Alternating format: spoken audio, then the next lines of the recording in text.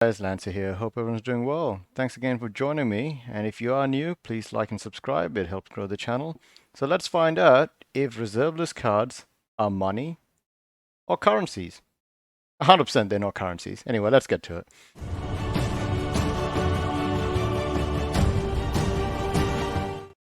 So I guess the first place I want to start off is the difference between currencies and money. Currencies are all government issued fiat, dollars, yen, Australian dollars, Canadian dollars, rupees, all of those would be considered currencies. They're printed on paper, they are IOUs, they are bonds, they're pretty much debt. And the fact is, they can drop down to a value of zero at any time based on the trust that people have with the government and the system itself. Money is meant to be something that holds its value universally over time, and the only two that have been proven over a long period of time currently, with crypto coming in the last 10 years, are gold, silver.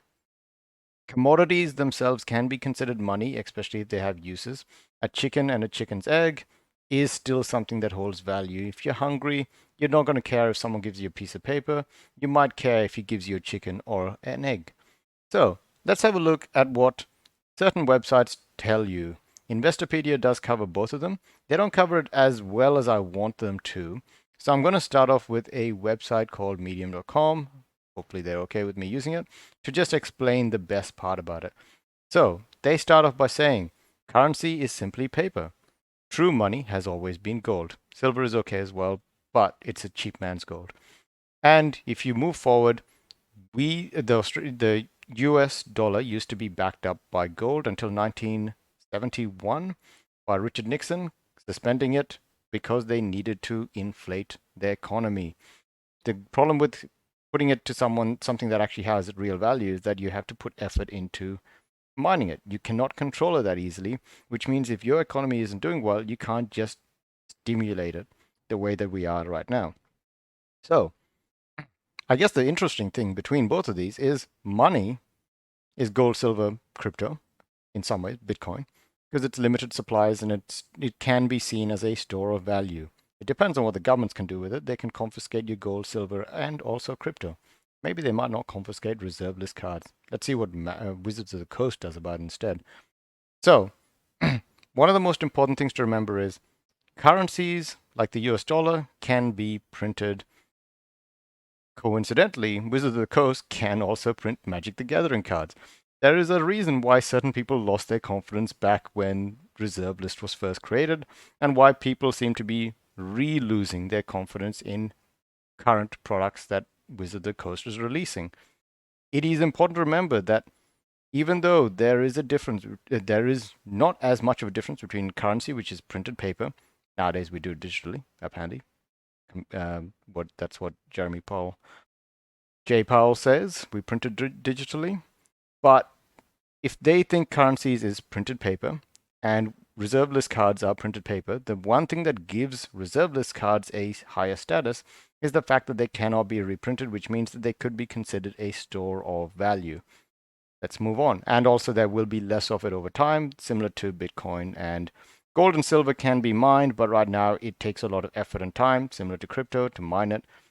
Reserve list would not take as much effort to print it, but it would be much harder to print it at the same quality as when they were first created. So there will always be that old cost extra that comes with it. So let's have a look. The major difference between currencies and money is that many are not considered the store of value. Currency is not a store of value. In fact, it can go to zero. True. It happens every time, all the time in different countries. Gold is a store of. This mostly talks about gold, but I'm trying to bring it to reserve list cards and the fact that they cannot be reprinted currently. Wizards of the Coast has not said that they will ever try to reprint it, especially trying to break that contract that they have with the players. So could they be considered actual money? Store of value. Currently, my answer to that, and please don't just stop the video right now, but like and subscribe. My answer to that is yes. Currently, they could be thought of as money. They could be thought of as a store of value. The only thing that you cannot do with reserve list cards, except if you have a large amount of them, is you cannot. They are portable in some ways.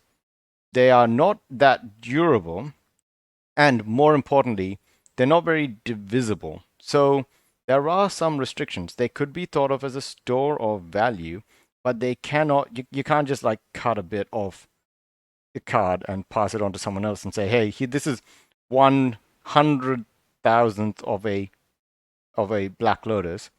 That's worth what's that worth? 50 cents? I haven't done the maths in my head. But what I'm saying is that's not going to work. You can't just keep doing that. You can't just cut up your cards to try to divide it.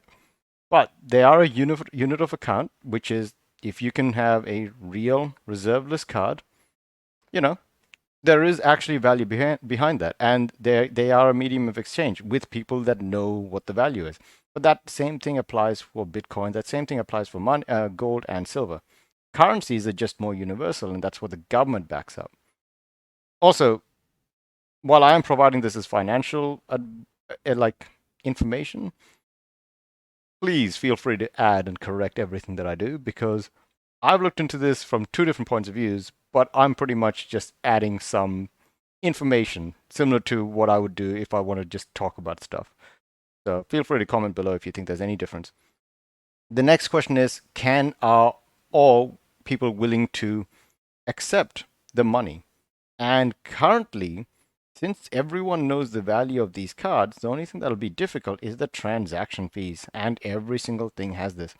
Gold, silver, crypto, and also reserveless cards have a tax, a transaction fee.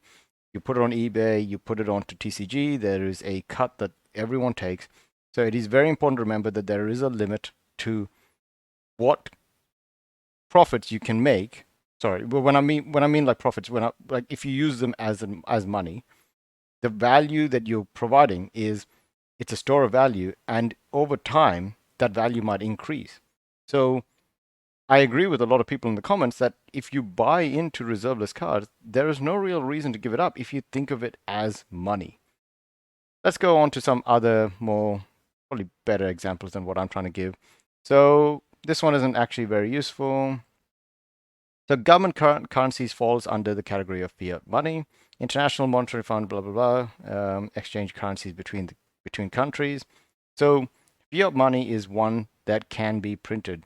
It is very, very hard for the governments to hold themselves back on this. And I'm actually going to create another video talking about hyperinflation, which is something that a lot of people are saying might be coming, and what its impact on the reserveless cards and collectibles in general would be. Mostly I'm going to talk about reserveless cards, but you can actually see the right idea right now. It will inflate the prices.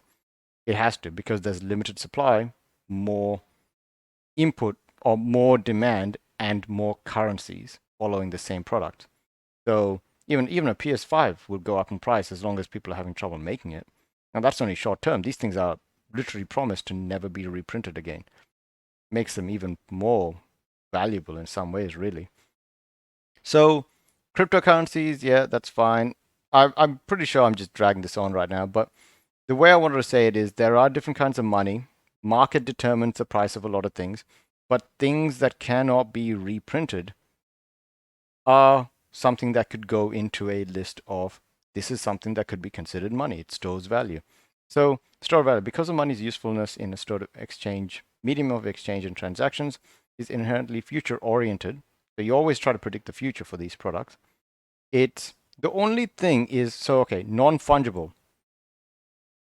Can it ever be remade? Now, I've been told, and Rudy's pretty confident, that reserveless cards can never be copied, especially some of the cheaper ones. But then again, if you were going to cheat and try to make some Black Lotus, apparently the stock and the way that you make it, it's very, very hard to copy and make the exact same ones. When technology gets to that point, oh boy, you guys can leave it in the comments and let me know if this will still be money. Next, non-durable. So that is a problem. Magic cards do break down over time. You had to take very good care of them. Non-portable, no, it's portable. Non-recognizable, it's pretty recognizable. Everyone's got the internet. Non-stable, I actually think reserveless cards, funnily enough, other than the fact that it really spiked up in price recently, are pretty stable. Weirdly enough, not individual cards. I'm talking about what Rudy's talking about, which is the boxes themselves. and decent cards like dual lands and the cards that might have long-term store of value. You're going to remember that a lot of people have demands for this, and the demand is what causes the value of the store of value. Meaning, if people don't care about the card that you have, it doesn't matter how many of them you have. It's like, oh, I found a piece of rock. Okay, but there's so many other pieces of rock. So you want one that's valuable. Now, reserve lists themselves are valuable because they can't be reprinted, but there is less volatility in a card that has demand behind it. Okay, and I'm going to leave it off this. This was a bit of a dragging on one. You guys can let me know if you would consider reserve list cards to be money in the same league of crypto, Bitcoin, gold, and silver, or if you don't think that it will actually truly ever be that point. I think I'm in the middle of the road. I think there's limitations to what reserve list cards can provide you, but they make an excellent store of value, even if they don't make an excellent money substitute. But they're better than currencies in a lot of ways, which is sad to say. And that is mostly because of the central banks and governments. But you guys can let me know. Let me know if you find this kind of topic interesting. I'm going to try to throw these out less often now, but I just want to make sure that people understand, the different ideas on finance. And since, there seems to be some appetite for it, I'm happy to try to make these videos and answer some questions. Thanks again, and please like and subscribe. Have a good one, guys. See ya.